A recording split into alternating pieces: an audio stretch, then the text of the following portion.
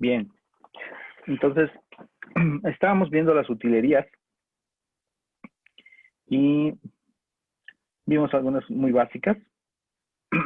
Vimos date, vimos el calendario con cal, sleep para que se detuviera la ejecución por un momento, clear para limpiar la pantalla, les mostré también reset, la calculadora básica que tiene, la herramienta para contabilizar palabras, líneas y caracteres, cut para seleccionar campos, sort para ordenarlos, y unique.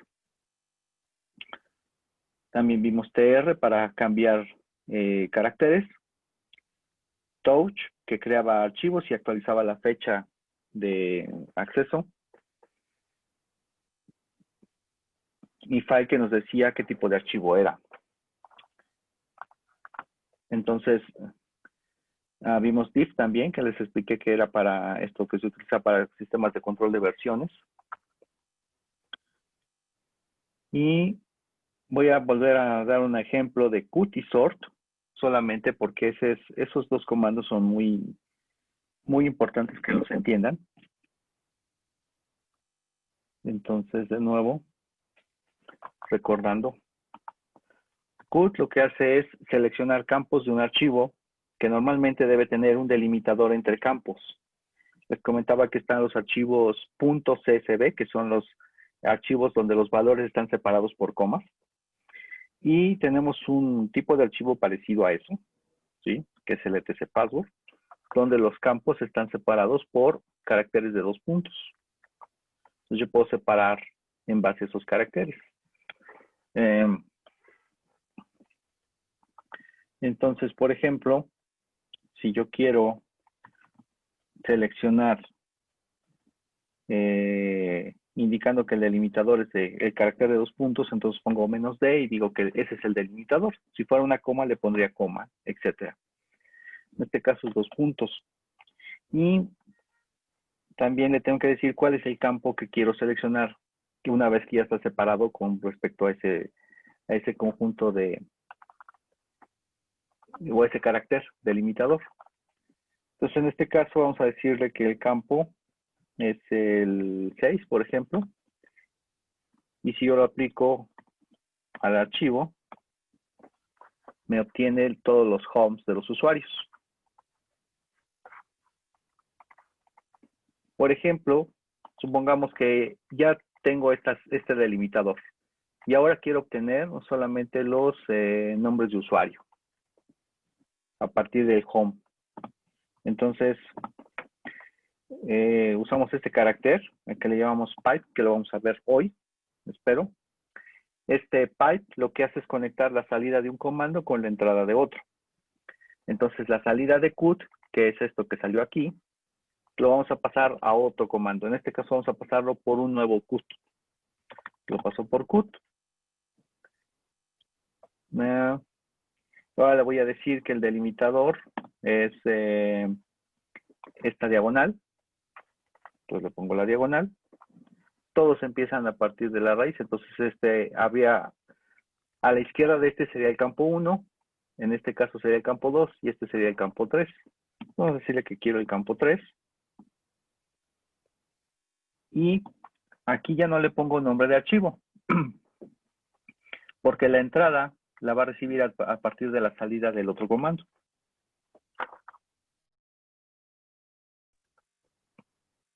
Entonces, si yo hago esto, obtengo, para este caso, todos los directorios que están debajo de diagonal home. Existen algunos como estos que están en blanco, que significa que no existe el campo 3, porque seguramente solamente viene un diagonal, algún directorio que no necesariamente es home. Entonces, por eso no existe un campo aquí. Yo tendría que ordenarlos de alguna manera para quitar estos campos. Entonces, por ejemplo, podemos hacer una ordenación. Vamos a hacerle que sea sort, así nada más. Aquí ya no le estoy diciendo ningún carácter delimitador ni nada. Y simplemente me va a hacer una ordenación alfabética. Y aquí ya los tengo ordenados. Ahorita vamos a ver otro comando que se llama grep, que me va a permitir, por ejemplo, elegir solamente los que tienen carácter punto, como estos, ¿sí? Que corresponden a los nombres de los usuarios. Entonces, de esta manera yo puedo ocupar cut para seleccionar información de un archivo de texto y yo puedo ir encadenando la salida de un comando con otro. Aquí hicimos la ordenación de la salida del cut. Si yo quisiera ordenar, por ejemplo, de nuevo este archivo del etc password con respecto a un campo que no fuera necesariamente el primero, digamos que lo quiero ordenar con respecto al número del identificador del usuario. El campo sería, este es el 1, este es el 2, este sería el tercer campo, considerando que se separa por 2 puntos. Entonces, la ordenación quedaría de esta manera. En el caso de sort, el carácter delimitador se indica con la opción "-t" de token. El token delimitador es el carácter de 2 puntos. La llave o el campo de ordenación, en este caso quedamos que era el 3. Y si yo lo aplico al etc password, lo voy a conectar con un LES a través de la tubería para poder visualizar cómodamente la salida. Y aquí lo tengo ordenado. Ahora, aquí se salta del 0 al 1000, 1002, todo hasta aquí bien. Pero podemos ver, déjenme aquí, que pasa del 1035, 1036 y luego se pasa al 103. Y habíamos dicho que esto es porque está considerando estos caracteres de numéricos no como una cantidad, sino como un campo de texto. Entonces, para que sea una ordenación numérica, yo le tengo que poner la opción "-n", para que considere la información del campo como un número. Entonces, si yo hago eso, ahora sí me quedan ordenados bien. 0, 1, 2, 3, 4, 5, 6, 7, etcétera. Si yo quiero seleccionar solamente ese campo numérico, lo hago con cut. Le digo que el delimitador es 2 puntos. Recuerden, en el sort es "-t", en el cut es "-d". En el sort es "-k", que indica cuál es la llave de ordenación, y en el cut es "-f". Y vamos a seleccionar exactamente el mismo campo 3, y lo vamos a pasar por un LES también. Entonces te pongo un pipe y lo conecto con LES, y aquí tengo ya toda la información en orden. Todos esos números seleccionados nada más y en el orden correcto. ¿Ok? Entonces eso fue lo que hicimos la clase pasada. Nada más lo revisé de nuevo porque es importante que sepan bien utilizar estos comandos. Otro comando que también es sumamente importante es grep. Grep sirve para seleccionar información basado en un patrón de texto. Entonces yo voy a indicar cuál es el patrón y grep lo que va a hacer es seleccionar esas líneas de ese archivo de texto que se apeguen a ese patrón. Entonces, por ejemplo, si yo pongo grep y solamente voy a poner el patrón root, la palabra root, sobre el archivo etc password, vean que lo que hace es me da líneas que contengan root. No sé, vamos a ver. Vamos a suponer, vamos a ver cuántos Luis existen en el grupo. Solamente tenemos uno. Vamos a ver si hay un Edgar. No. No sé. Tienen nombres poco comunes. José, a ver. Ahí está. Tenemos dos que se llaman José dentro de la lista, ¿sí? Entonces, con grep lo que va a hacer es buscar este patrón dentro del archivo y me va a dar las líneas que contienen ese patrón. Ahora vamos a ver cómo se le indican esos patrones a grep. Os voy a compartirles ahora la parte de la página donde está el curso.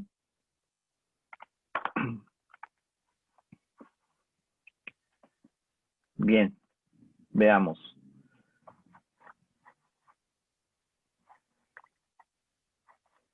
Si yo quiero seleccionar una cadena, recuerden, una cadena es un conjunto de caracteres, como lo que acabo de hacer con la palabra José. Yo le tengo que decir a grep esa cadena o el carácter en particular que yo quiero seleccionar. Si yo le pongo un punto, entonces eso va a representar cualquier carácter.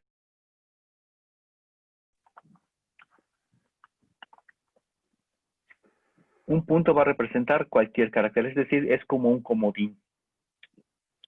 Si yo quiero quitarle el símbolo o cancelar el significado que tenga ese carácter, entonces yo le tengo que anteponer una diagonal.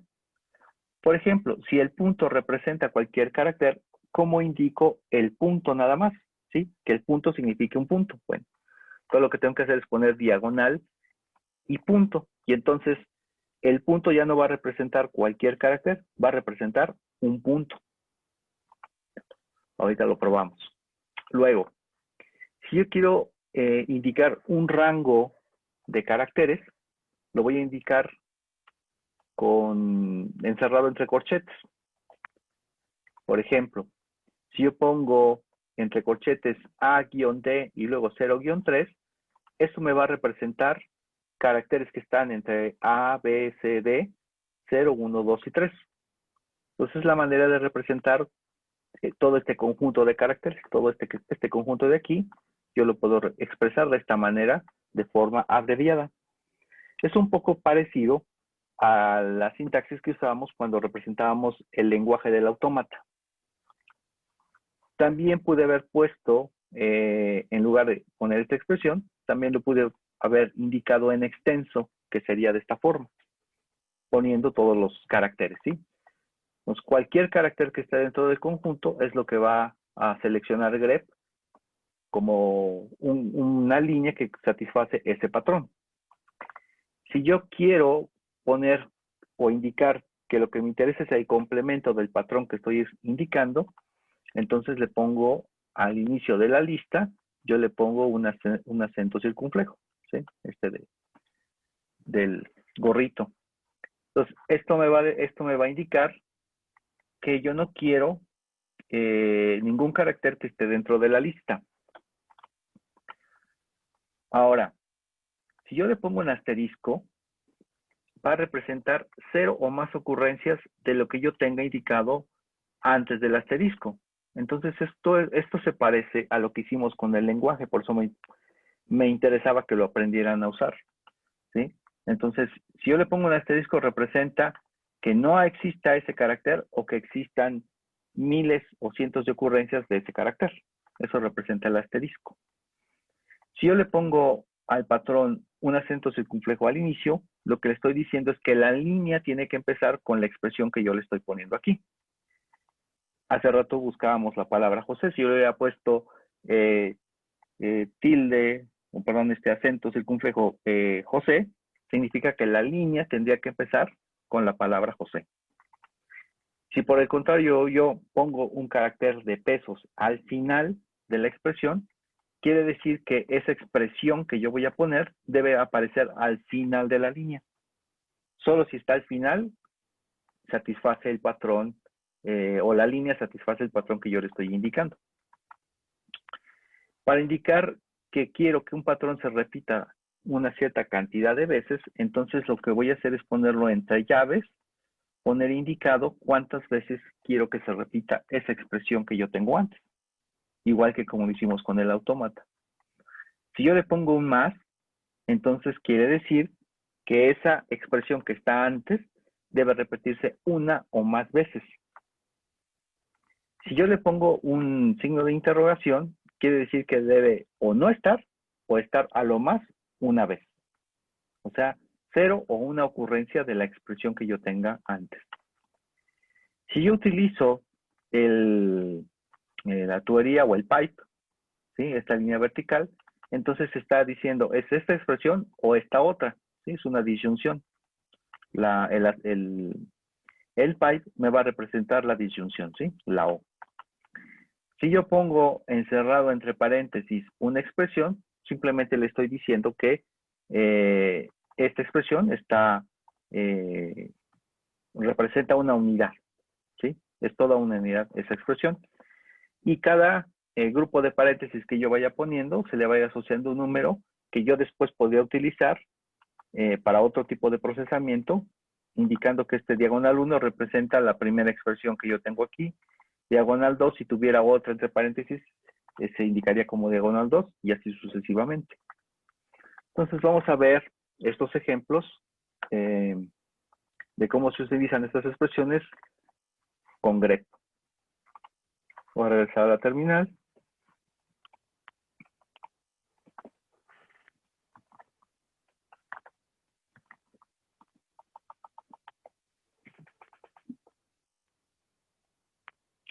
Entonces, primero, como lo hicimos hace rato, buscar una cadena, una palabra, lo que sea, ¿no? Lo hicimos hace rato con root. Yo pongo la palabra, el archivo de texto y me da todas las líneas que contengan esa palabra. En este caso solo existen estas. Encontramos que estaba José y que José tiene 2 ocurrencias. Ahora, les decía que el carácter punto representa cualquier carácter.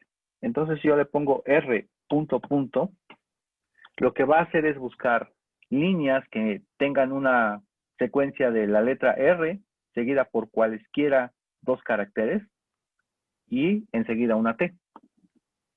Y vean, encontró root, que era lo que había encontrado antes, pero también encontró en este caso mi apellido porque tiene R, luego hay una I, que esta se asocia con este carácter punto, luego una E, que se asocia con este otro punto, y luego una T. Entonces, este patrón R punto punto T se satisface con esta secuencia de caracteres que yo tengo aquí. Y lo mismo ocurre aquí con el compañero en su apellido.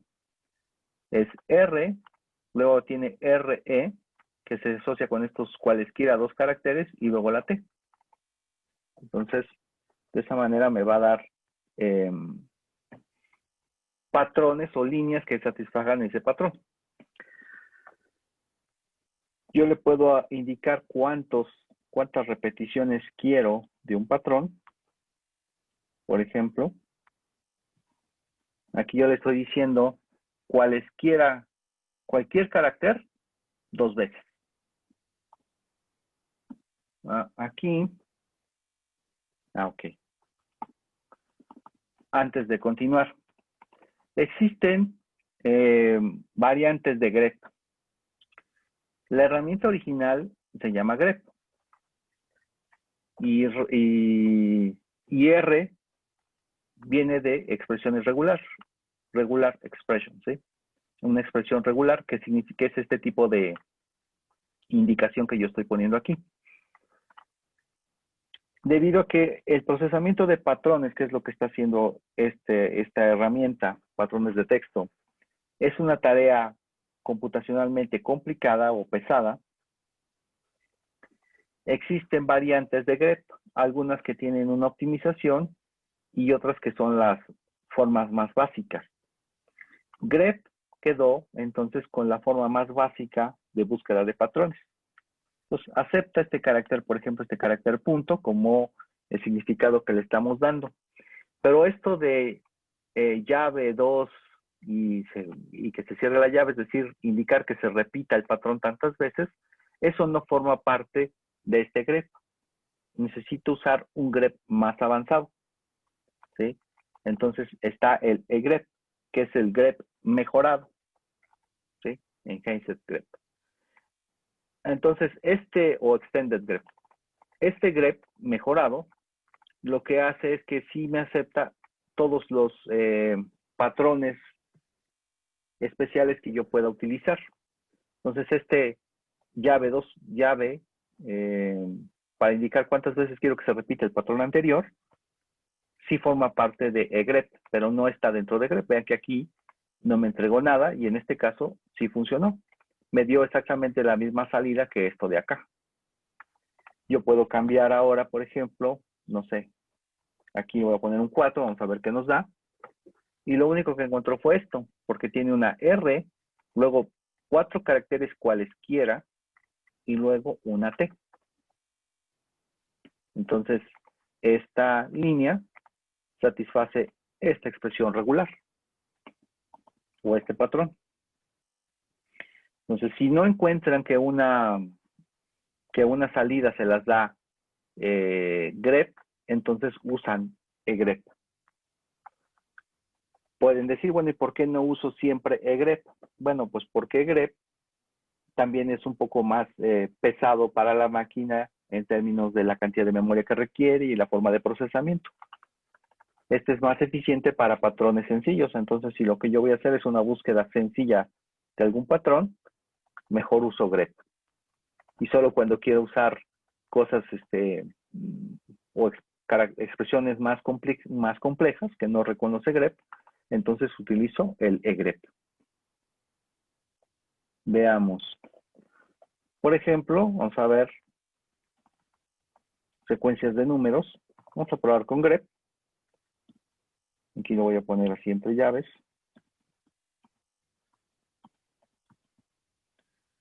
Por ejemplo, del 0 al 5. Y ahí está. Entonces me dio secuencias de números que estén del 0 al 5. Entonces aquí están, por ejemplo, vean este. Tiene 1, 0, 3 marcado. El 6 ya no, porque ese no es no está dentro de este conjunto de caracteres.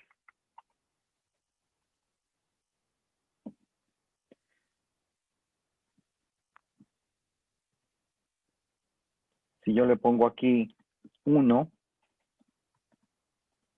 vamos a ver, 1, de estos 1, pero ya sabemos que indicación de repeticiones no está dentro de grep, está dentro de extended grep. Me sigue marcando esto, pero aquí yo tendré que ponerle un espacio o algún otro carácter. Aquí. O indicarle que no quiero que tenga números. Por ejemplo, del 0 al 5, ya no quiero que tenga del 0 al 5.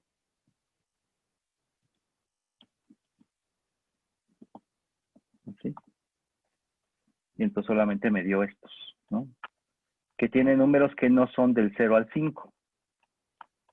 Tiene, bueno, que después de uno de los dígitos, ¿sí? Vean, aquí le estoy diciendo, del 0 al 5 quiero 1. Y después quiero que venga cualquier otra cosa, pero que no sean números del 0 al 5.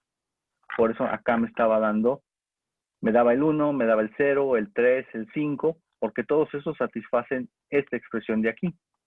Aunque yo le ponga el 1, pues dice, pues sí, aquí hay uno también, aquí hay uno también, que está dentro de ese conjunto. Pero si yo quiero solamente un número, entonces lo que hago es le digo, del 0 al 5 quiero 1, y después de esto tiene que venir algo que no sean números del 0 al 5. Y es lo que está haciendo aquí. Por ejemplo, aquí me da 36. Pero eso satisface esta expresión porque dice, es un 3 que está en el rango del 0 al 5, solamente es 1, y a continuación viene algo que no es un número del 0 al 5. Entonces, por eso esto satisface esta expresión.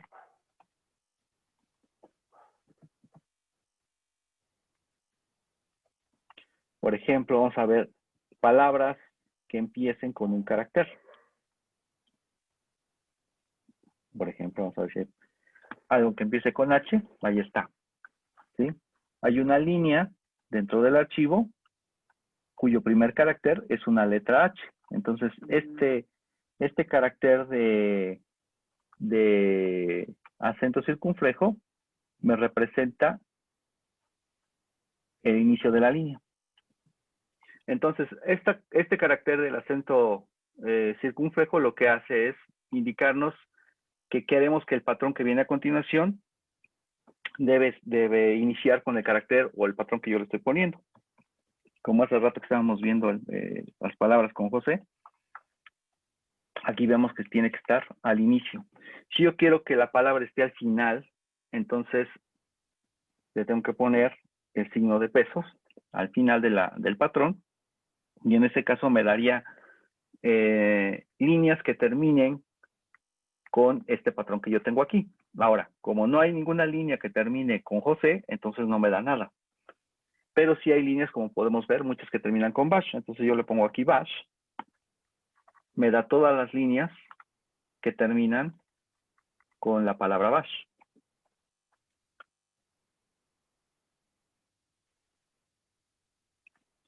Podemos hacer también patrones. Habíamos dicho que podíamos agruparlos con los signos de paréntesis. Root, por ejemplo. Eso me va a dar todas las que tengan root, pero yo puedo ponerle root o otro patrón, ¿sí? Root o, por ejemplo, sys. Entonces va a buscar cosas que tengan root o que tengan sys. Y aquí está. Encuentro cosas con root y cosas con sys. Entonces ustedes pueden ir combinando diferentes caracteres de los que yo les mostré ahí en la tabla para buscar ciertos patrones.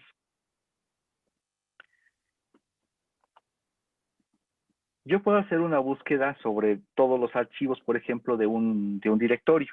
Por ejemplo, si yo pongo grep-r, R significa que va a ser una búsqueda recursiva. Y a continuación yo le tengo que dar un directorio.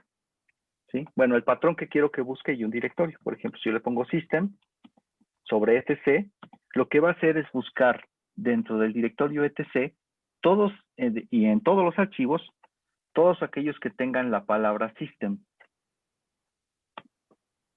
Y me está dando ahí, está leyendo todos los archivos y en cada archivo busca la palabra system y me da el nombre del archivo y la línea que encontró. Entonces, como me da, por ejemplo, estos que dicen que permiso denegado, yo puedo aplicar esto de poner el doble, el 2 y el mayor que para enviar a DevNull todos esos mensajes de error. Estos no deben ser errores de... Estos no son errores, de hecho es system y viene permissions. ¿Sí? No son errores, perdón. No son errores. Pero si tuviera errores por algún archivo que no puedo yo leer, esos mensajes los quito yo, recuerden, poniendo el 2 mayor que y mandando a DevNull. ¿Sí? Entonces, por ejemplo, imaginen que tienen un conjunto de archivos en PDF, ¿no? De libros en PDF, donde no son captura de imagen, porque los PDFs pueden ser captura de imagen, sino que en lugar de captura de imagen tienen realmente el texto y entonces ustedes pueden hacer búsquedas de palabras dentro del PDF. Entonces, si tuvieran ese conjunto de archivos, tienen ahí su biblioteca de PDFs de libros, ¿no? Y por ejemplo, no sé, quieren buscar en todos los PDFs los que toquen el tema o que tengan la palabra rima, ¿no? Entonces, lo ponen así. En el directorio que tenga PDFs pueden poner incluso asterisco PDF, que significa todos los archivos que tengan al final PDF, ¿sí? Aquí puede ser cualquier cosa y luego que al final tenga PDF o punto PDF, ¿no? Aquí no existe eso. Pero si existiera, entonces me daría todos esos archivos que tengan la palabra Riemann. Entonces imagínense que tienen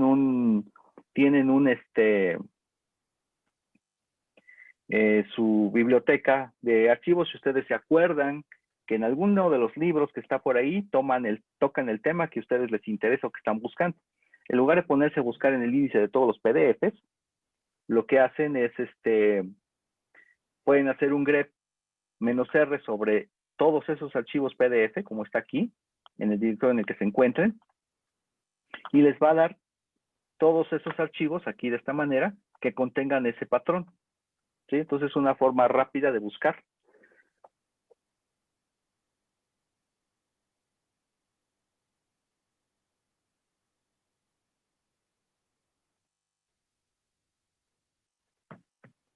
Déjenme ver si tenemos aquí otro ejemplo.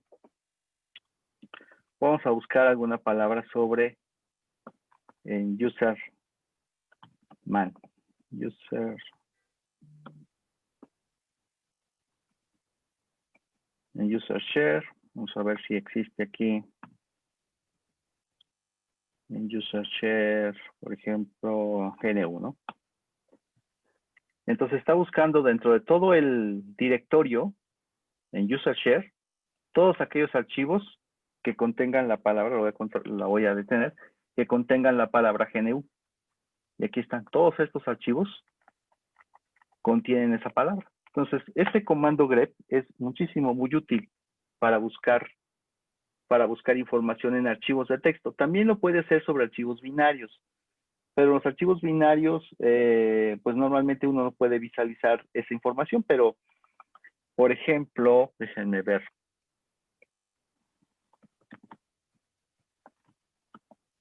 Por ejemplo, este comando tar lo vamos a ver ahorita a continuación.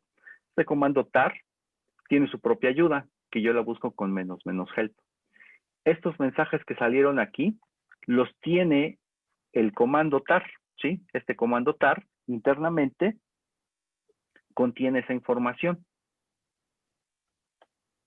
Entonces, ese comando tar debe estar en user bin tar. Ahí está el archivo. Entonces yo voy a buscar con grep que diga la palabra same owner. ¿Sí? Vamos a buscarlo en todo el directorio. Aquí. Que tenga la palabra same owner.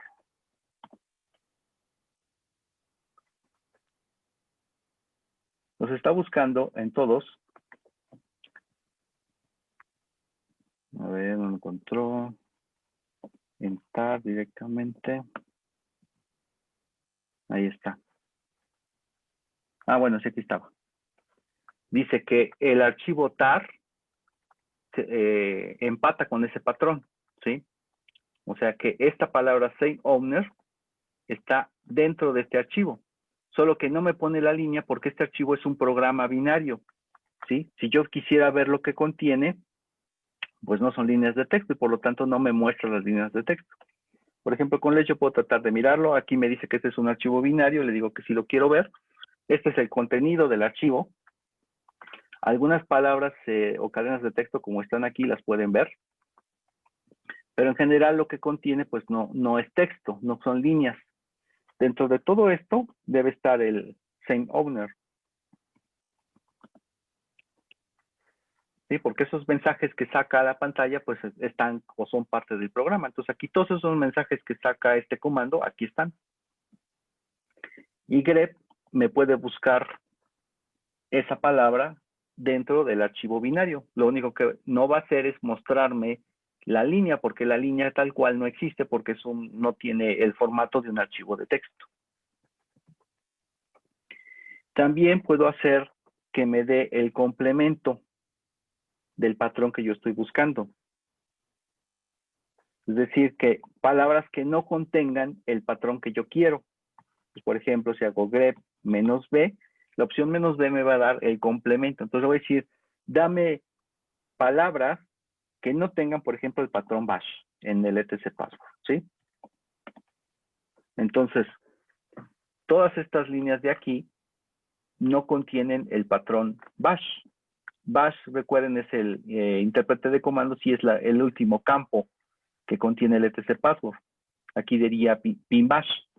Pues con -b yo le estoy diciendo que no contenga. Si le quito la -b, me da todos aquellos que contienen el patrón.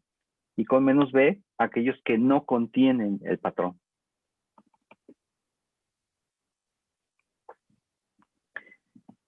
Por lo tanto, si yo hiciera esto,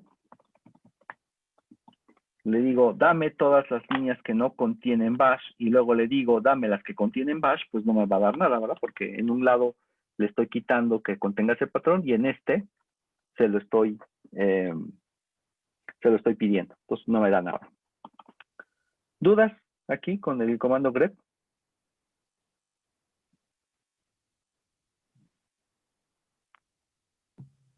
Ah, ninguna. Ok. En la tarea vienen ejercicios con grep, ¿sí? Y en el examen normalmente también vienen con grep. En el examen, por ejemplo, yo les pido que busquen un patrón, así como les dije de la palabra Riemann, por ejemplo, o que busqué GNU en todo este directorio, yo les puedo decir, búscame un archivo que contenga tal palabra en tal directorio o en todos los archivos de tal directorio. Entonces, bueno, pues aquí está, ¿no? Este es el formato de cómo deben buscar un patrón dentro de todos los archivos que estén en un directorio en particular. Que no es lo mismo que yo les diga, busca un archivo que se llame GNU, ¿sí? Si yo les digo, busca un archivo que se llame GNU, entonces es así. Es con find, que ya lo vimos, user, share, menos name, GNU. Y entonces lo que va a hacer es encontrar un archivo cuyo nombre es GNU. Pero si lo que yo quiero es buscar archivos que contengan la palabra GNU, entonces es con grep, grep menos R. User, el archivo, el patrón, que en este caso es GNU, y en user share, por ejemplo. Aquí lo que estoy haciendo es buscar archivos que contengan la palabra o el patrón GNU, todos los archivos dentro de este directorio. ¿Sí? Son cosas diferentes.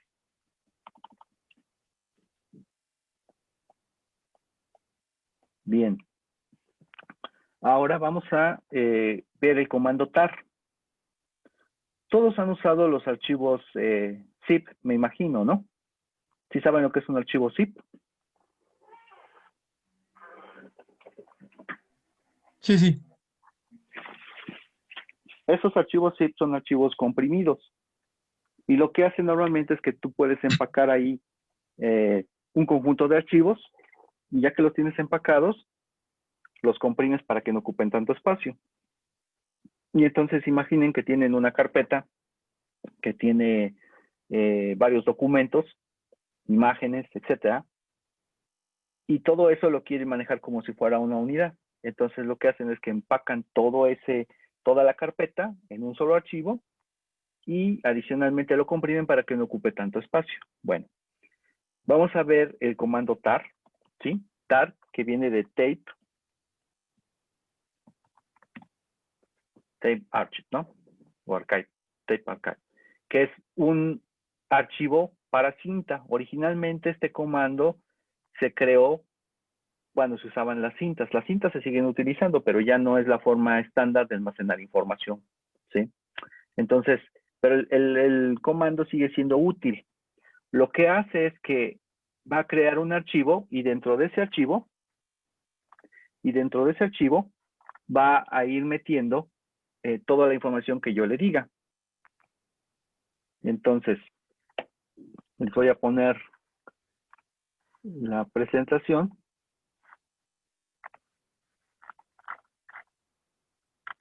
y aquí está, ¿no? Entonces, el comando tar. La sintaxis de tar es, primero vienen las opciones, luego viene el nombre del archivo tar y luego todos los archivos o directorios que debe contener ese archivo. De las opciones tenemos estas, existen más, pero estas son digamos que las más necesarias. F, si yo uso la opción F, a continuación tiene que venir el archivo tar, ¿sí? Eso dice, indica el nombre del archivo tar sobre el cual se va a trabajar. Entonces, esta opción F normalmente siempre existe. La opción T viene como herencia de esos archivos en cinta. Y lo que hacían era que servían para verificar que la cinta o el estado de la cinta fuera óptimo. Entonces, por eso es T de prueba, ¿sí? Pero uno lo sigue utilizando para visualizar el contenido de un archivo tar. Entonces, se usa normalmente la T y luego la letra B. La letra B que lo que va a hacer es ir imprimiendo el nombre del archivo o el directorio que está procesando. Ahorita lo vamos a ver. Y luego vienen estas opciones. C yo lo utilizo cuando quiero crear el archivo tar, es decir, no existe y lo quiero crear. X cuando yo lo que quiero hacer es extraer la información que está dentro de ese archivo tar. Y Z, si lo que yo quiero hacer es que se comprima el archivo, ¿sí? Con el algoritmo de zip.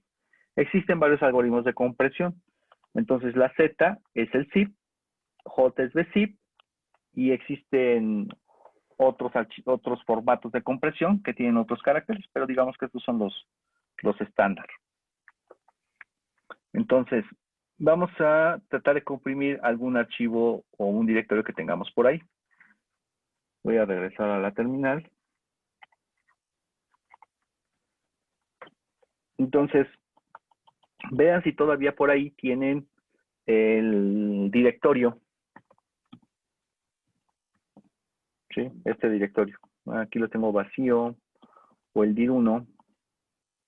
Tengo dir1, copia dir1. Ok, aquí a mí me sirve este copia dir1. ¿Tienen algún directorio ustedes ahí que contenga más o menos, no exactamente esto, pero que sí tenga varias cosas guardadas? O varios subdirectorios con archivos. ¿Tienen ese directorio? Sí, profe. ¿Sí? Sí. ¿Alguien no lo tiene? ¿Alguien no lo tiene? Ok, entonces asumo que todos lo tienen. Ahora, solo por asumiendo que alguno no lo tuviera, y para repasar, quiero copiar este archivo al directorio home, comp, semestre, aquí, que es nuestro directorio compartido, ¿sí? Entonces quiero copiar este directorio que yo tengo aquí, ponerlo acá, para que alguien más lo pueda tomar de aquí y llevarlo a su home. ¿Cómo lo hago? ¿Cómo copio este directorio? Aquí. Con CP. Con CP, muy bien. A ver, sería así. Copia dir1 y lo quiero poner en home SEM 2021, ¿así? Sí. Dice, no se especificó "-r", y se omite entonces la copia, se omite el directorio copia dir1, es decir, no copió nada, porque si yo veo acá, no copió nada, ¿sí? ¿Qué significa que le falta? ¿Cómo copio un directorio? Pues aquí me lo está diciendo, ¿sí? No se especificó "-r", entonces no voy a copiar el directorio. "-r" es una copia recursiva, entonces con "-r" me va a copiar el directorio y todos sus subdirectorios a este otro, a HomeSem 2021.1. Si ahora le doy ls, pues ya está aquí. ¿Sí? Entonces, si quieren copiar un directorio, tienen que usarlo con la opción "-r". También recuerden, cuando borrábamos un directorio, usábamos rm, pero con la opción "-r". Pues para copiar y para mover, les digo, para borrar, había que usar "-r". ¿De acuerdo?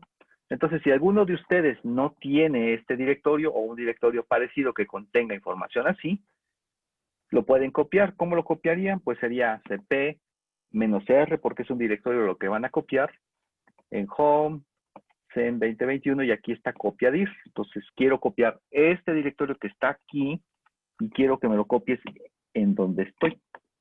¿Sí? Entonces, ese donde estoy lo indico con el punto y le estoy diciendo que copie este directorio, y como es un directorio tengo que ponerle la opción "-r".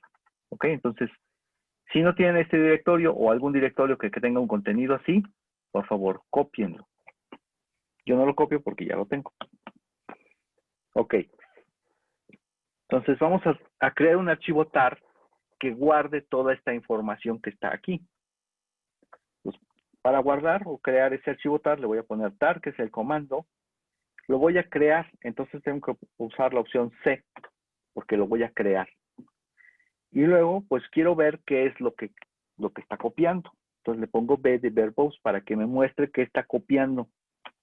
Y luego tengo que usar siempre la opción F. F siempre va a venir al final de las opciones. Y a continuación va a venir el nombre del archivo. En este caso le vamos a poner dir1 o copia dir1 .tar, ¿sí? Los archivos tar no está obligado que tengan una extensión .tar, pero ayuda mucho si yo le pongo al final el nombre .tar para saber que lo que yo quiero es o que este archivo es un archivo tar. Entonces, de esta manera, me faltó algo. Ok, aquí le estoy diciendo que este es el archivo tar, pero no le estoy diciendo qué es lo que yo quiero copiar. Entonces, lo que yo quiero, o lo que yo quiero meter dentro de ese archivo, pues lo que yo quiero meter es copia dir. Entonces, lo puedo usar de esta manera, o le puedo agregar aquí un guión. El guión ya le está diciendo que estas son opciones. Entonces, puede ser tar cbf o tar menos cbf.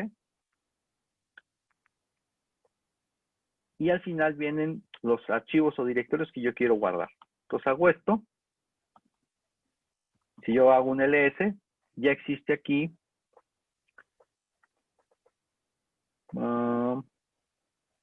el archivo copia dir1 tar. Ahí está. Ok. Entonces ya creé yo ese archivo. Voy a hacer un ls-l. Y vean el tamaño que tiene este archivo. Entonces este tamaño viene porque contiene a copia dir, que es de 4K, pero adelante vienen los archivos que se guardaron y los demás subdirectorios. Entonces todo eso está guardado aquí. Si yo quiero ver el contenido de un archivo tar, entonces hago esto. Tar, uso la opción T para probar. Lo que va a hacer es recorrer el contenido de ese archivo e irme sacando en pantalla qué es lo que contiene. T. Si yo le pongo T y luego tiene que venir F con el nombre del archivo tar, pues copia dir, así .tar. Y entonces lo que hace es que me muestra qué es lo que contiene este archivo tar. Pues lo que contiene es un directorio y ese directorio tiene esto, ¿sí?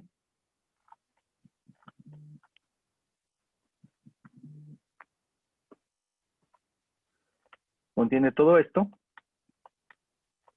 y estos archivos, ¿no?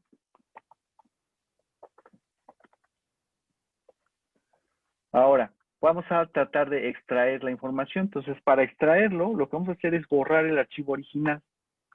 Entonces, voy a borrar este archivo copia dir, rm-r, copia dir1. Lo voy a borrar.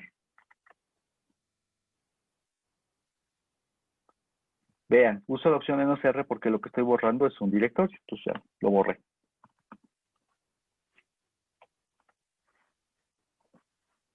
Ya no existe copia dir1, ya no está. Solo tengo el archivo empaquetado, el archivo tar. Entonces ahora uso tar y ahora lo que voy a hacer es extraer el contenido del archivo tar. Para extraer el contenido del archivo tar uso la opción X. Entonces es "-x o XF, ¿sí? B si lo que quiero es ver qué es lo que está trayendo. XBF para que me muestre qué está sacando. De copia dir tar. Entonces recuerden, esta opción X es porque le estoy diciendo que extraiga el contenido de ese archivo. Como va a extraer, ya no necesita un argumento aquí. Entonces, lo que hizo fue sacar todos este contenido o estos archivos y directorios que estaban guardados aquí. Si yo hago un ls, ahora tengo aquí de nuevo el directorio copia dir1.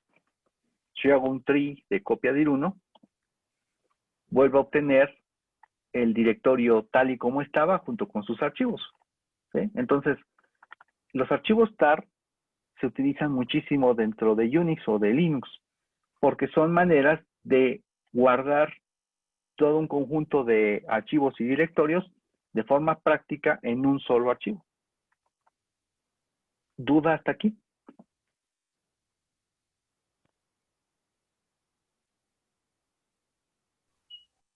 Profe, Sí, en la punta de la página había mencionado la opción Z. ¿Esa la vamos a usar o sería casi lo mismo que usar C?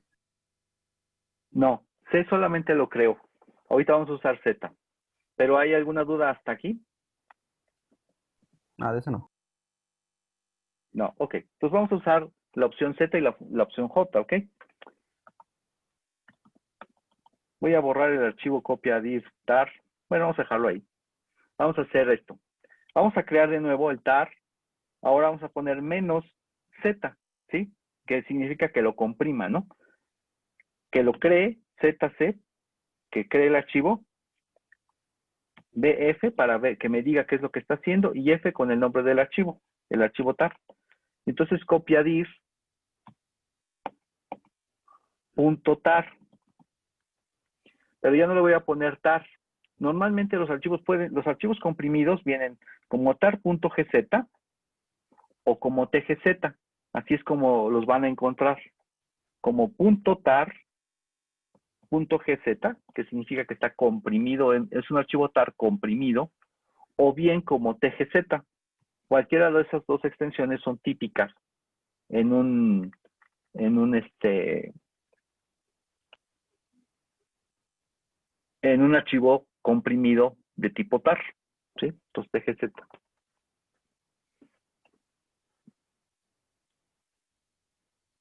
Y luego el directorio que yo quiero incluir o guardar dentro del archivo tgz. Ya lo hago. Y si ahora hago un ls-l, vean, aquí ya tengo el tgz y aquí tengo el tar. Vean que el tar tiene este tamaño, ¿sí? Es de 30 kilobytes. En cambio, el tgz es de 2 kilobytes. También lo puedo hacer con el otro algoritmo de compresión.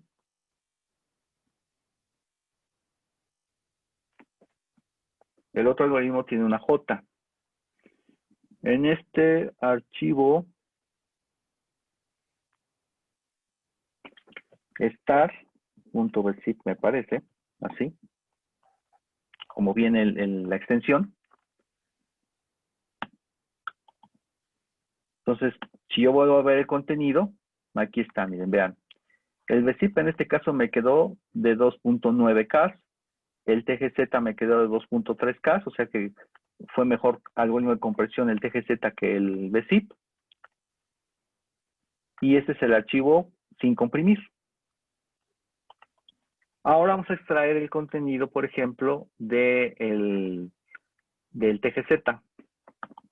Voy a borrar de nuevo el directorio original. No está, ya no lo tengo. Y ahora voy a extraer la información de este archivo. Ya me acordé. Es copia dir tar.bzip como copia dir. Estoy renombrando, vean. bz. Ahí está. Los bzip vienen como bz como extensión. El comando file, que también lo usamos la clase pasada, vean. Copiadir.tar me dice es un archivo tar. Si le pongo tgz, me dice es un algoritmo, un archivo comprimido como gzip. Y el bz,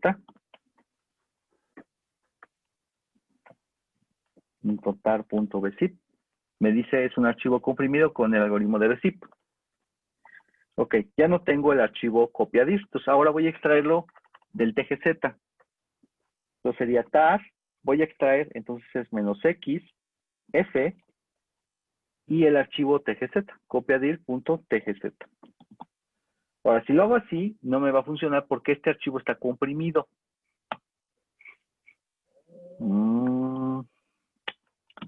Bueno, detectó que era un archivo tgz. No debería hacerlo. Okay. Bueno, ya lo hace, pero normalmente no lo hacía. Entonces déjenme quitarlo de nuevo, porque eso no es normal. Vamos a hacerlo así. Aquí yo tendría que ponerle -z, xf. Z para decirle que lo tiene que descomprimir y lo va a extraer. Pero ahorita, bueno, ya el comando tar ya es lo suficientemente listo para saber que el archivo está comprimido y entonces, bueno, automáticamente hace la descompresión. ¿Ok? Y de nuevo, vuelvo a tener yo mi archivo original tal y como estaba. Entonces, estos archivos tar, ya sea TGZ o con extensión .bz, son archivos tar comprimidos que se parecen mucho a esos archivos zip que ustedes utilizan en Windows, donde tienen directorios o carpetas comprimidas.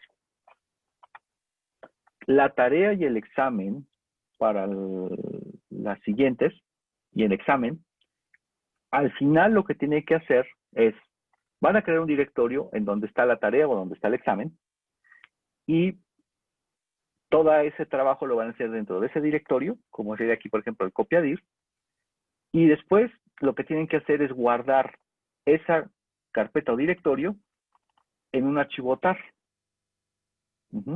ya sea comprimido o el archivo tar tal cual, dependiendo cómo venga la pregunta, y ese archivo tar lo tienen que copiar en un directorio, pero no vía cp, sino vía otro comando que todavía no vemos, y van a entregar el archivo tar en esa cuenta donde se va a depositar la tarea o el examen.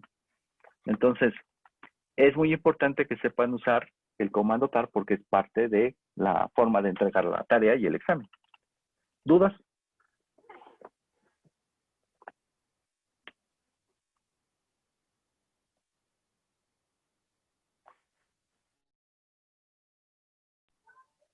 Profe, por ejemplo, si a nosotros crear el archivo tar, no le pusiéramos, al final no se copia de un punto tar, sino, no sé, alguna extensión para así decirlo, ¿no pasa nada?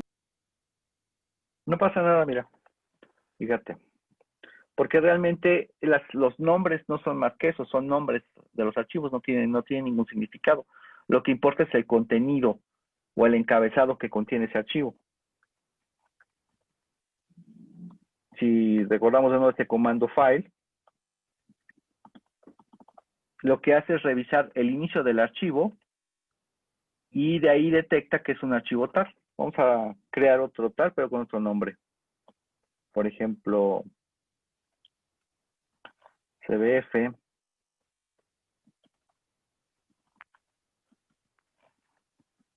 así, que es tar al revés, ¿no? Ahí está. Entonces aquí está este archivo copiadir1 que tiene extensión .rat. Pero si yo hago file de ese archivo, no se va a fijar en el nombre. Lo que hace es ver el contenido del archivo, el inicio del archivo, y de ahí detecta que es un archivo tar. Y entonces ya lo puede extraer. Entonces vamos a tratar de sacarlo de este archivo rat. Pues voy a borrar de nuevo el archivo copiadir. Puedo yo sacar también un archivo en particular, por ejemplo, vean, de copiadir1. Voy a quitar este DW SAP, ¿no? Entonces, ese está en copiadir1, diagonal dir1.1, diagonal B, y ahí está el archivo DW SAP. Entonces, si le doy tree, ya no existe este archivo. Ok. Dentro del archivo tar tbf, para que me muestre lo que contiene, el copiadir.rat, que es el que le cambiamos el nombre, ve que el tar o el comando tar fácilmente trabaja con el archivo porque no le importa el nombre, lo que le importa es lo que contiene, la estructura que contiene y la ve perfectamente. Entonces ahora lo que yo voy a hacer es solamente de todo este contenido, solo voy a sacar un archivo. Quiero sacar este archivo. Entonces para sacar solamente un archivo, lo que hago es tar, lo extraigo con X. Si lo pongo así solito, me va a sacar todos los archivos. Si yo solamente quiero sacar este, entonces le paso ese como argumento. O si quisiera sacar este otro, pues también se lo pongo aquí. Ahorita solamente voy a sacar ese archivo que yo borré. Y ahí está. Me sacó este archivo del archivo tar. Solamente me sacó uno. Si vuelvo a hacer el tree de copiadir, ahí está de nuevo el archivo que borré hace rato. ¿Alguna otra duda?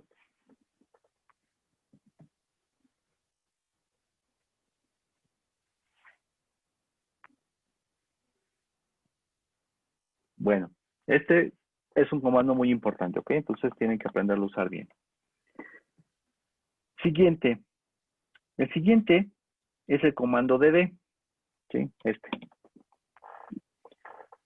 Este comando dd lo que hace es que me sirve para extraer información de algún archivo o de algún dispositivo y esa información sacarla a otro archivo o a otro dispositivo.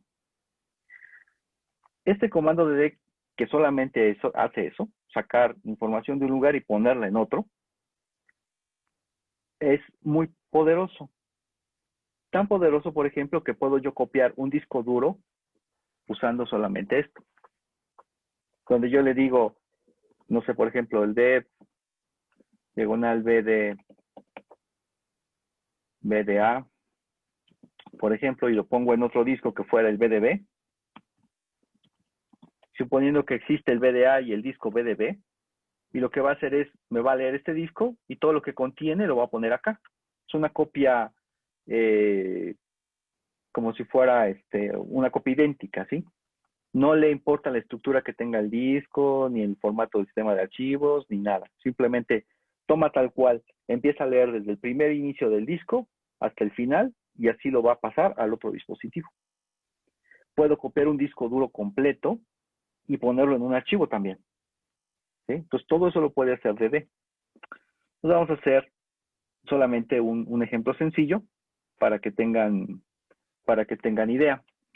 Hicimos un comentario, ¿se acuerdan? De que cuando teníamos que borrar un archivo, realmente lo que hace es que te borra el nombre dentro de la tabla de directorio y libera el inodo. Pero la información del archivo sigue existiendo ahí en el disco. Entonces, si lo que queremos es realmente que nadie tenga la posibilidad o impedir lo más posible que alguien pueda recuperar esos archivos que yo borré, antes de borrarlos, lo que tengo que hacer es llenarlos con información, ¿sí? Pues vamos a buscar un archivo de imagen primero. Pues vamos a buscar una imagen, lo buscamos con find, ¿verdad? Si quiero buscar un archivo, lo busco con find. En user share, -name, asterisco, JPG, todos los que sean JPG. Ahí está. Entonces aquí tengo puros archivos JPG. Voy a trabajar con este último. Entonces este último me lo voy a copiar aquí. Y ahí tengo el archivo crate.jpg. Si yo le pongo file para ver qué tipo de archivo es, me dice, pues es un archivo JPG, ¿no? Con este estándar. Y ya. Ok. Si yo lo borro así nada más, el espacio donde está guardado la imagen, ¿sí? Sigue existiendo. Lo único que se borró es el nombre dentro del directorio y el inodo que ocupa, pues quedó disponible. Y si no tiene mucho uso la máquina y ese inodo donde está guardada la información no se utiliza, pues entonces algún programa podría tratar de recuperar, aunque no tenga el nombre, pero sí va a encontrar la imagen. Encuentra la imagen y yo la puedo ver de nuevo. Pero si yo realmente quiero desaparecer el contenido de esa imagen, lo que tengo que hacer es llenarla con información que ya no sea útil. ¿Cómo lo hago? Pues puedo usar dd. Uso dd y le digo, dd necesita que yo le diga el nombre del archivo de entrada y el nombre de salida.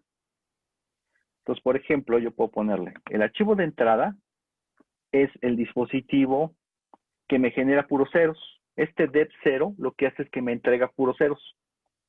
Genera puros ceros. Cada vez que yo leo un byte de ahí o un bloque de bytes, lo que me va a entregar son puros ceros. Y si yo le pongo OF, yo le digo cuál es el archivo de salida.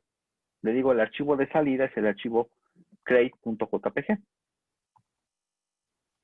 ¿Ok? Entonces, con esto me va a llenar de ceros este archivo. Vamos a ver el contenido que tiene crate. Les mostré también que había otro comando que era el extomp. Este es el contenido del archivo crate. ¿sí? La información está impresa aquí en hexadecimal. Solamente se los muestro para que sepan, bueno, esa es la información que contiene. Entonces vamos a borrarlo de alguna manera primero o inicializarlo en ceros usando este comando. Ahora yo aquí le tendría que decir cuánto quiero que le ponga de ceros. Entonces puedo decirle, por ejemplo, que la transferencia no la haga por byte, sino que la haga por bloques de bytes. Entonces le puedo decir, el tamaño del bloque de transferencia es de 512 bytes. 512. Entonces va a leer 512 bytes, que en este caso son 512 ceros de aquí, y esos 512 ceros los va a guardar acá. Y luego uso la opción count, y le digo cuántos de estos de 512 quiero que escribas aquí. Voy a decir 10. Entonces va a escribir 10 bloques de 512 bytes de ceros en este archivo. Ahí está. Ya llenó con ceros este archivo. Si hago un exdump de crate de nuevo, aquí lo que dice es, ¿tienes puros ceros? Este asterisco significa que se repite, este patrón de ceros se repite hasta esta línea. ¿Sí? Aquí es un consecutivo de líneas. Y dice, hasta la 1400 tiene puros ceros. ¿Sí? Entonces este archivo, sí, pues ya está lleno de ceros este archivo. Entonces, no sé.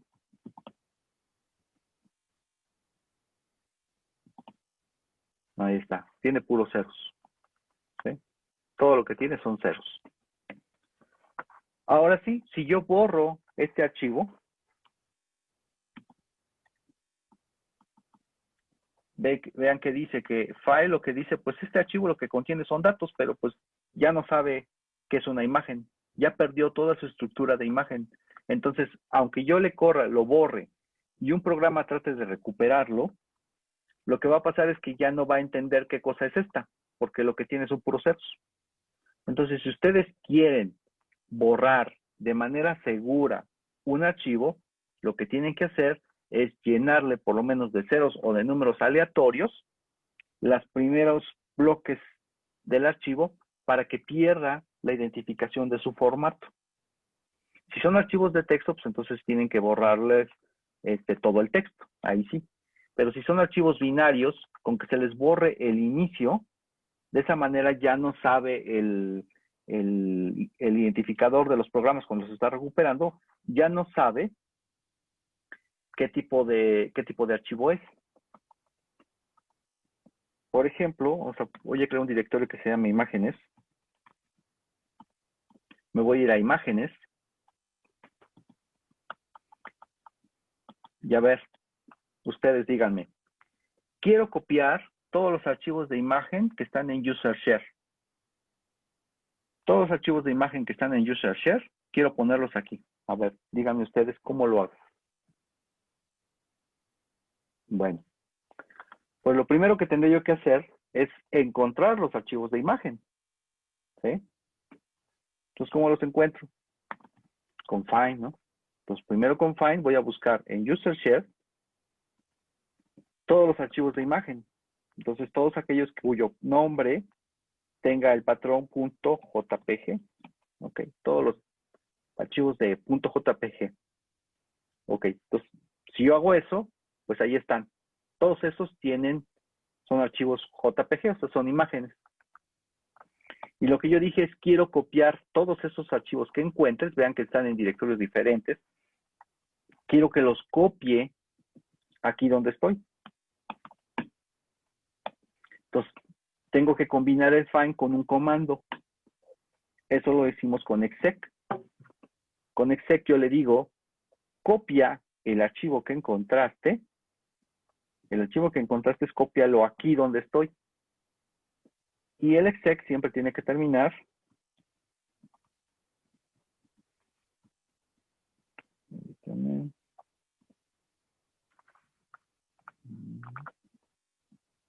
el exec con un punto y coma. Entonces, Find va a encontrar archivos que tengan extensión JPG en user share y va a ejecutar con ese archivo que encontró el comando cp. Recuerden, es origen y destino. Origen es el archivo que encontró. El archivo que encontró se representa de esta manera. ¿Y dónde quiero que lo copie? Pues le digo copiarlo aquí. Y cuando se usa exec, siempre tiene que haber este carácter de diagonal, punto y coma al final. Entonces hago un ls y aquí tengo todos estos archivos, ya están aquí. ¿De acuerdo? Si hago un file de todo esto, ahí está, todos son archivos de imagen.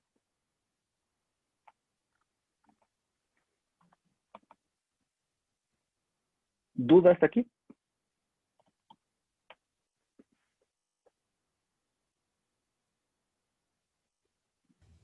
Creo que no, ¿Siguen profe. ahí?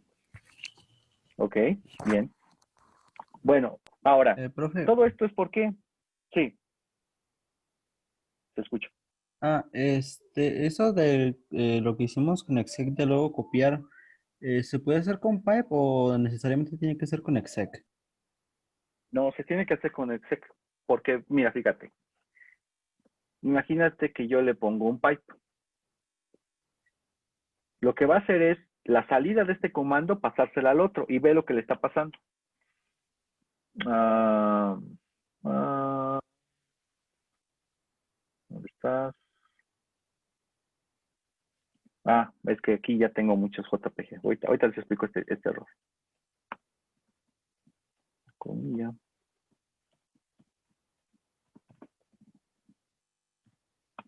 Ahí está. Aquí le estoy diciendo que encuentre todos los JPG sin el exec.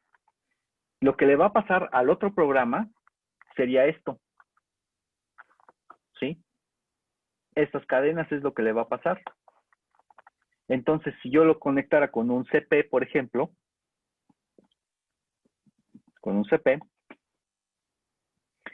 necesita archivo origen y archivo destino. Pero CP ya no sabe cómo decirle aquí, no hay manera de decirle cuál es el archivo origen y que el destino es aquí. No existe una manera de ACP de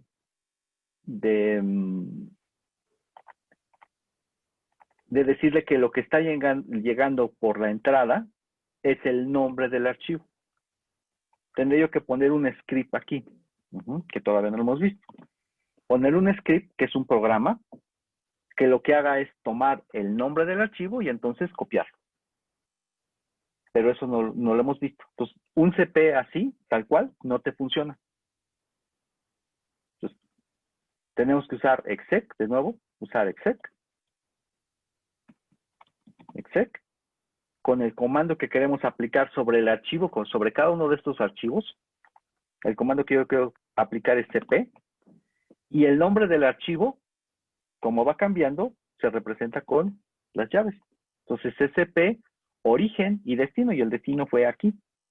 Y les dije, cuando pones un cp, cuando pones un exec, tienes que terminar la línea con diagonal, punto y coma. Y el comando es lo que está en medio.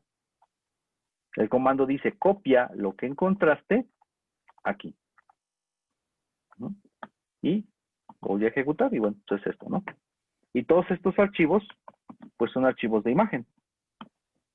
Ahí está, todos son archivos de imágenes. Con tamaños variables. Ahora, lo que yo quería hacer es, quiero borrar todos los archivos de imagen, pero hacerles un borrado seguro, es decir, llenarlos de ceros antes de que los borre. Entonces, ¿qué voy a hacer? De nuevo usando el comando find. Find, aquí, busca aquí, todos los archivos que tengan .jpg. Ahora, si yo le pongo este asterisco y existen archivos JPG, me puede generar un error como lo hice arriba. Entonces el patrón o el nombre lo puedo poner entre comillas así, para que no me marque error. Así claramente el intérprete de comandos entiende que lo que yo quiero pasarle es, este asterisco se lo quiero pasar al comando find, y no quiero que él, el intérprete, ¿sí? Este que tiene el prompt, lo traduzca en otra cosa. ¿Sí? Entonces, si les da problema, pónganle, entre comillas, el nombre. Y así le está diciendo, asterisco JPG se lo estoy pasando a find. Entonces, busca todos los archivos aquí. Busca aquí todos los archivos cuyo nombre termine en .jpg. O sea, tenga algo y luego .jpg. Ahí está. Son todos los que encontró. Y luego le voy a decir, ejecuta sobre ese archivo que encontraste. ¿Qué cosa? Pues el comando dd que usamos hace rato. dd, el archivo de entrada es el archivo que el dev0. Dev0. Este archivo lo que hace es generarme puros ceros, como lo probamos hace rato. El archivo de salida es el archivo que encontraste. El archivo que encontraste lo indicó con la llave. O sea, todos estos. Estos son los que encontró. Entonces, el archivo que encontraste es el archivo de salida. Y luego, completar el comando dd, que era block size, en este caso igual 512. Count, vamos a poner igual 10. Y cuando pongo un exec, siempre termino con un punto y coma. Ahí está. Entonces yo ejecuto esto.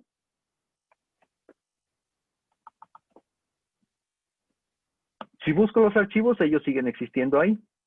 Pero si ahora le digo, dime qué tipo de archivo es, entonces ejecuto sobre esos archivos el comando file.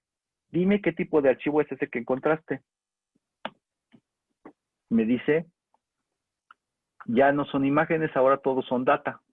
Es decir, ya no sé qué contienen. Ya lo que contienen, ya no lo puedo yo identificar. Perdieron su característica de ser imágenes. Ahora son archivos con ceros. Y ahora sí le puedo decir, incluso aquí puedo ocupar el mismo comando find y decirle, quiero que borres los archivos. Borra el archivo. Ahí está. Si le digo, busca de nuevo los archivos JPG, ya no encuentra nada. Aquí ya no hay nada. Y en imágenes, tampoco. Entonces, si ahora yo ejecutara sobre esta máquina un programa que tratara de recuperar archivos, todos estos que están aquí, ya no los podría recuperar, porque ya no va a saber que estos eran imágenes, ¿sí? Entonces, una manera de hacer un borrado más seguro de archivos dentro de Linux. Puedo crear un archivo también de cierto tamaño. Por ejemplo, por alguna razón yo quiero crear un archivo, no sé, déjenme ver la capacidad que tiene esto. Tenemos 28 gigas, ¿ok? Entonces voy a crear un archivo más o menos grande. Puedo crearlo así. Puedo crearlo con dd y f igual. Diagonal dev. A ver si funciona con random. Random me debe generar números aleatorios. El archivo de salida le voy a decir, no sé, archivo qué. .dat. Block size. De cuántos, como para que se haga la transferencia más eficiente, se le ponen bloques de datos. ¿Sí? Igual, bloques de 512. Count. Igual 1024, por ejemplo.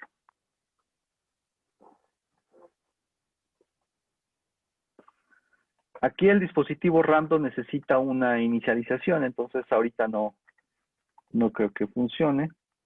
Por eso hay que usarla con ceros, pero vamos a ver. A ver si copió algo. No. Vamos a llenarlo con ceros, porque este dispositivo random me genera números aleatorios. Pero antes de usarlo, yo le tengo que, en otra terminal, tendré yo que inicializarlo. Vamos a llenarlo con ceros. Ahí está. Entonces, me escribió 512 kilobytes, ¿sí? O 512. Este KB lo considera en múltiplos de 1000. Aquí lo hice en múltiplos de 1024. Entonces, esto cuando viene KI, significa que fue en múltiplos de 1024. Entonces fueron 512 kilobytes. Si hago un ls-l, el archivote tiene este tamaño, un l-lh, y me dice este archivote tiene 512K. Igual le puedo agregar un 0 aquí, y entonces ya no es de 512K, es de 5 megas. Si le agrego otro 0, y es de 50 megas, y así sucesivamente, ¿sí? Entonces yo puedo generar archivos de cierto tamaño para hacer alguna cosa que yo quiera, ¿no? Alguna necesidad que yo tenga. Entonces eso lo hago con DD. Lo utilizo yo mucho, por ejemplo, cuando quiero medir el rendimiento de a qué velocidad puede copiar información. Un disco, por ejemplo. Pues aquí me dice que las transferencias de datos que acabo de realizar las hizo a 35 megabytes por segundo.